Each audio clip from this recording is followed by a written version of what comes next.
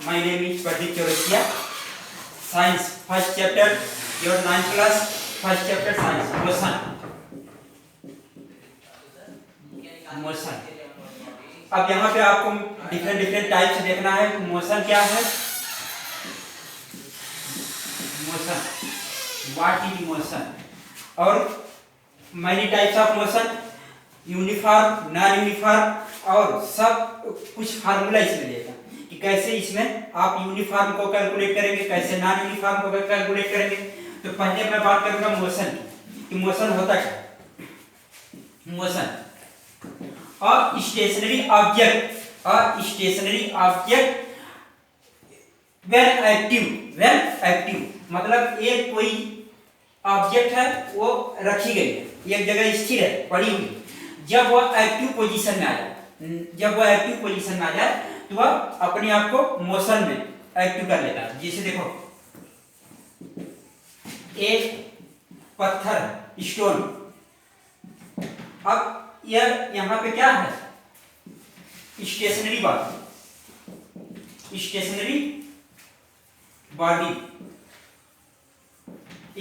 Body का मतलब कि यह पत्थर यहाँ पे रखा गया, ये जो छोटा सा स्टोन है यहाँ पे रखा गया। जब इसको आप उठा के यहाँ से यहाँ तक लेके जाए, या किसी इंक्लाइंड प्लेन, ऐसे थोड़ा सा ढालुनुमा इंक्लाइंड प्लेन से आप लुढ़का दें, इंक्लाइंड प्लेन से आप लुढ़का दें और पत्थर यहां से सरक के यहां आ जाए, तो यह क्या हो गया? मोशन।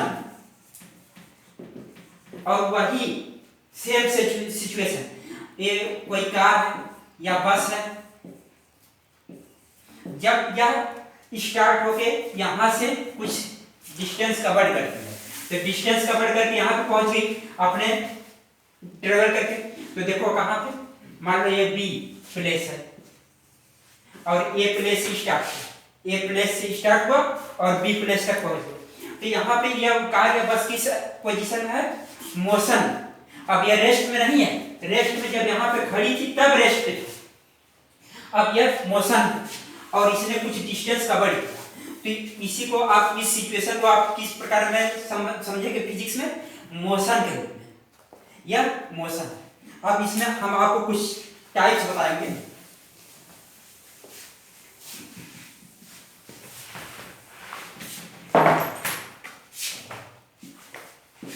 यूनिफॉर्म,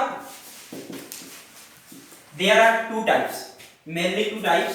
फिर इसके बाद सर्कुलेटरी मोशन, मैनी टाइप्स और भी आएंगे, पर यहाँ पे थोड़ा सा समझना कि यूनिफॉर्म मोशन और दूसरा नॉन यूनिफॉर्म मोशन। अब यूनिफॉर्म मोशन की डिफिनेशन पहले समझ लीजिए आप। when object travel equal time, when object travel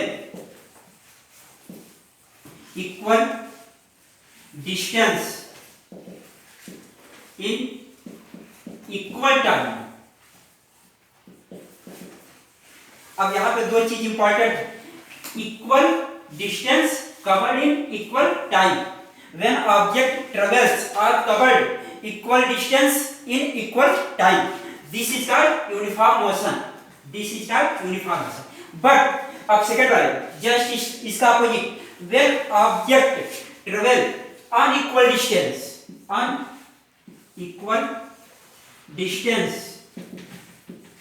in equal time,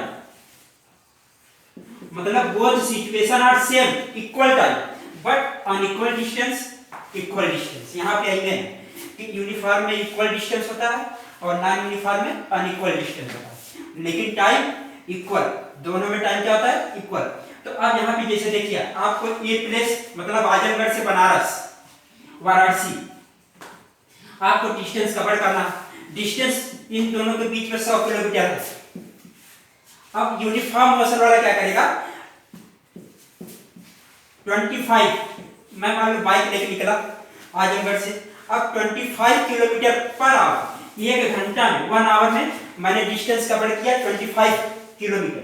फिर सेम 25 सेकेंड सेकेंड आवर में, फिर थर्ड आवर में, फिर फोर्थ आवर में, इस तरह मैंने टोटल 4 आवर्स में इतना डिस्टेंस कवर किया 100 किलोमीटर। लेकिन यह तो यूनिफॉर्म, यह किस नेचर का हो गया? Uniform, equal distance covered in equal time. But अब नॉन यूनिफॉर्म में देखिए,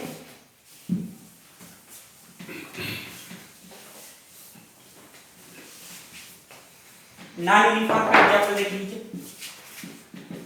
व्हेन ये आजमगढ़ है और ये वाराणसी, ये 100 किलोमीटर। अब अनइक्वल डिस्टेंस, मैं मान लीजिए पूरा एक्टिव मोशन में था, पूरा बढ़िया से खाना पीना खा के निकला और आजमगढ़ से मैं शुरू में 30 किलोमीटर कवर किया, 30 किलोमीटर। फिर मैं थोड़ा थक गया और जब यहाँ पे फिर नेक्स्ट 20 किलोमीटर कवर किया। फिर मैं थोड़ा सा यहाँ पे रुका और रिचार्ज हुआ, थोड़ा सा खा पी के एक्टिव हुआ। फिर मैंने 1 घंटे में 50 किलोमीटर कवर कर लिया। तो यहाँ पे देखिए, पहले आवर में कितना? पहले आवर में 30 किलोमीटर और सेकेंड आवर में 20 किलोमीटर और थर्ड आवर में 50 किलोमीटर डिस्टेंस कवर किया। और यही टोटल कितना हो गया? 100 kilometre. But unequal distance covered in equal time. एक घंटे में मैंने कितना? 30 किलोमीटर पहले घंटे में, दूसरे घंटे में, दूसरे आवर में 20, तीसरे आवर में 50 किलोमीटर। तो यहाँ पे अनइक्वल डिस्टेंस शो कर रहा है और this is called non uniform motion. This is called non uniform motion. तो अब इसका एग्जांपल आप समझिए। ये तो एग्जांपल मैं समझा दिया।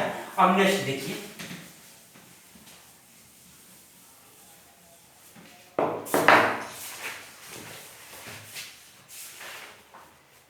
Average speed.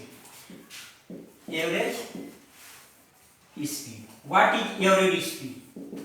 Total distance covered in total time taken.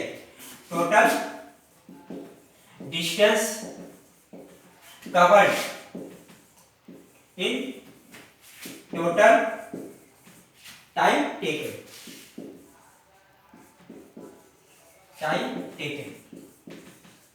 This is called average speed. When total distance covered is divided by total time taken, this is called average speed. अब इसमें average speed में क्या आपको बोलेगा?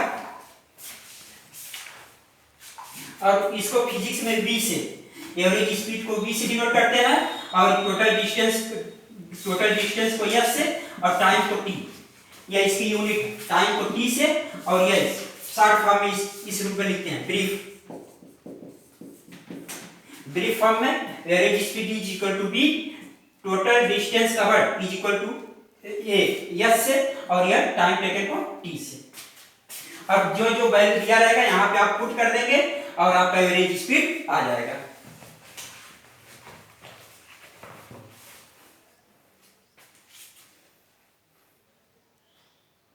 अब जैसे देखिए, यहाँ पे एक एग्जांपल बता दें कि यहाँ पे क्वेश्चन दिया है, an object travels 16 metre, an object travels 16 metre in 4 second, 16 meters covered in 4 seconds and next 16 meter in 2 seconds।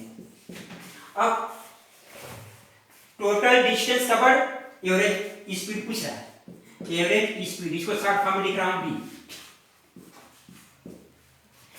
Total distance covered तो 16 plus 4 upon total time taken 2 plus 4, 16 4 16 16,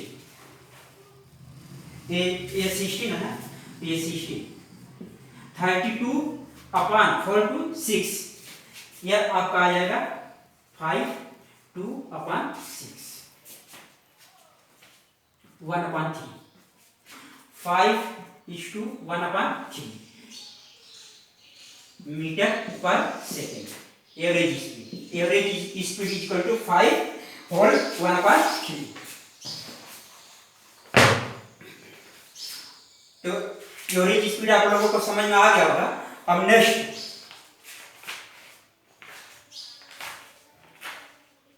अच्छा, स्पीड किस नेचर का होता है? Speed किस nature का होता है? Speed having scalar quantity, speed having scalar quantity, और एक शब्द आता है velocity, speed having scalar quantity but velocity having vector quantity.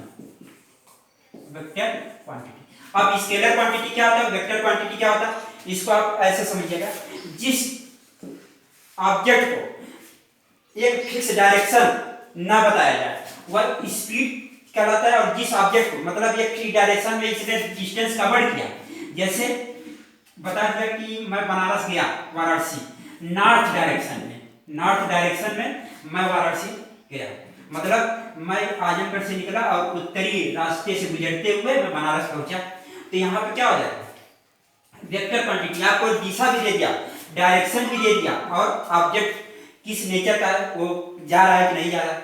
और यहाँ पे स्पीड मैं इसमें पहुंचा तो बनारस, लेकिन नॉर्थ से ना होते हुए ईस्ट से गया, वेस्ट से गया, उसमें कोई डायरेक्शन डिनोट नहीं कर रहा है। तो इसीलिए स्केलर क्वांटिटी, और स्केलर क्वांटिटी का मतलब होता है क्या, अलग से यहाँ पे लिख लीजिए, स्केलर और वेक्टर क्वांटिटी, स्केलर और vector having magnitude but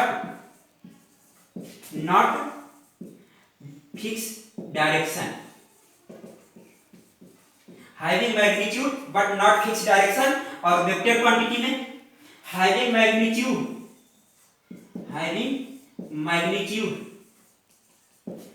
and fixed direction,